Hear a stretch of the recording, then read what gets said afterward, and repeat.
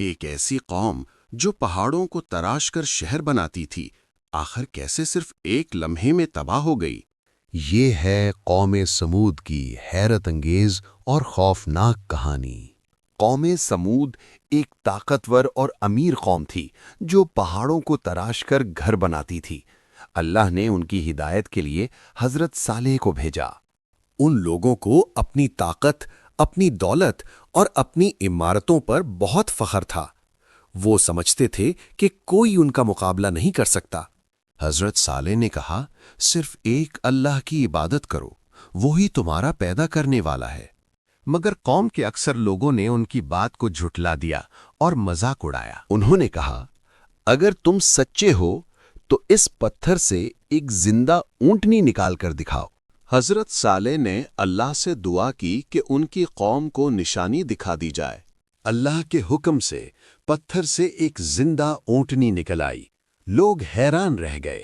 حضرت صالح علیہ السلام نے کہا، یہ اللہ کی نشانی ہے، اسے نقصان مت پہنچانا۔ کچھ لوگ ایمان لے آئے اور حضرت صالح علیہ السلام کی بات مان لی، مگر قوم کے سردار اپنے غرور میں اندھے ہو چکے تھے۔ اونٹنی ایک دن پانی پیتی اور دوسرے دن لوگ پانی لیتے تھے۔ کچھ لوگوں کے دلوں میں نفرت اور حسد بڑھتا گیا۔ آخر انہوں نے فیصلہ کر لیا کہ اونٹنی کو مار دیا جائے۔ ان ظالموں نے اللہ کی نشانی کو مار ڈالا۔ حضرت صالح بہت غمگین ہوئے اور انہوں نے قوم کو اللہ کے عذاب سے ڈرایا۔ حضرت صالح علیہ السلام نے کہا، تمہیں صرف 3 دن کی مہلت دی جاتی ہے، اس کے بعد اللہ کا عذاب آئے گا۔ مگر قوم کے زیادہ لوگ ہنسنے لگے اور کہنے لگے کہ کوئی عذاب نہیں آئے گا۔ پہلے دن ان کے چہروں کا رنگ بدل گیا اور انہیں ڈر محسوس ہونے لگا۔ دوسرے دن خوف اور زیادہ بڑھ گیا اور لوگ پریشان ہو گئے۔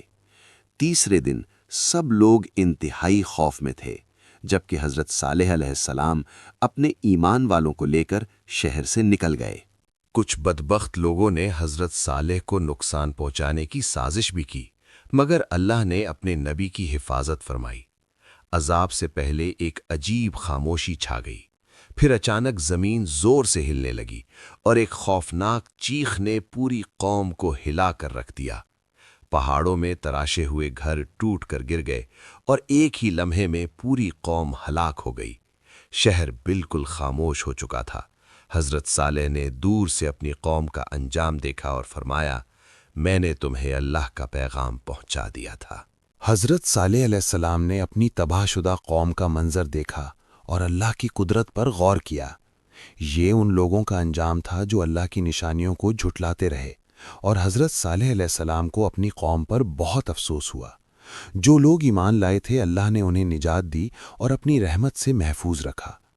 پھر حضرت صالح علیہ السلام اپنے ساتھیوں کو لے کر وہاں سے روانہ ہو گئے، اور اللہ نے انہیں ایک محفوظ جگہ عطا فرمائی جہاں سب نے مل کر اللہ کا شکر ادا کیا۔ حضرت صالح علیہ السلام نے انہیں نصیحت کی کہ ہمیشہ اللہ کی اطاعت کرنا، کیونکہ یہ کہانی ہر انسان کے لیے عبرت ہے، اور انسانی غرور ہمیشہ تباہی کی طرف لے جاتا ہے، جبکہ اللہ کی رحمت ایمان والوں کے ساتھ ہوتی ہے۔ حضرت صالح علیہ السلام نے اللہ سے دعا کی اور رات سکون اور امن کے ساتھ گزری۔